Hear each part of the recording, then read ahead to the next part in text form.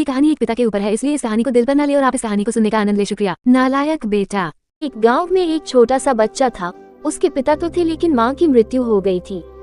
पिता सारा दिन काम करता और अपने बेटे को पाल पोस कर बड़ा करता है। वह सारे सुख अपने बेटे को देता है जो एक माँ दे सकती थी। उस पिता ने कभी कुछ नहीं मांगा, सिर्फ इतना ही मांगा कि मेरे बेटे को कोई परेशानी ना हो। दिन बीतते गए, बेटा पढ़ लिख कर अच्छा जॉब भी करने लगता है और वह शहर में रहने लगता है। कुछ दिन बाद वह अपने पिता से मिलने आता है और कहता है, पापा मुझे कुछ पैसों की जरूरत है।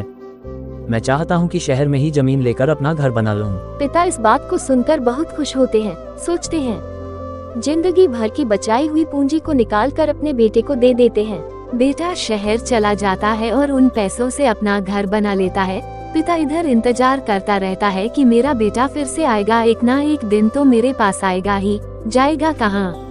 उसके पास अब कोई नहीं जाता था, क्योंकि ना ही अब उस पिता के पास पैसे थे और ना ही रहने का जगह था। कुछ दिन बाद बेटा फिर लौटकर आता है और अपने पिता से कहता है, पापा अब आप दादाजी बनने वाले हैं। पिता को बहुत खुशी होती है। इस बात को सुनकर वह कहते हैं, तू मुझे मेरी बहू और पोता से कब मिलाएगा?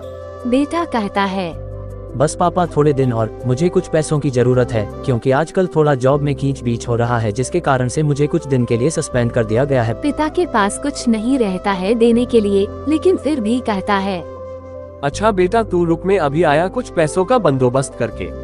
पिता बाद में महाजन से कुछ पैसे उधार लेकर अपने बेटे को दे देता है और बेटा पैसे लेकर शहर चला जाता है। बरसों गुजर जाते हैं।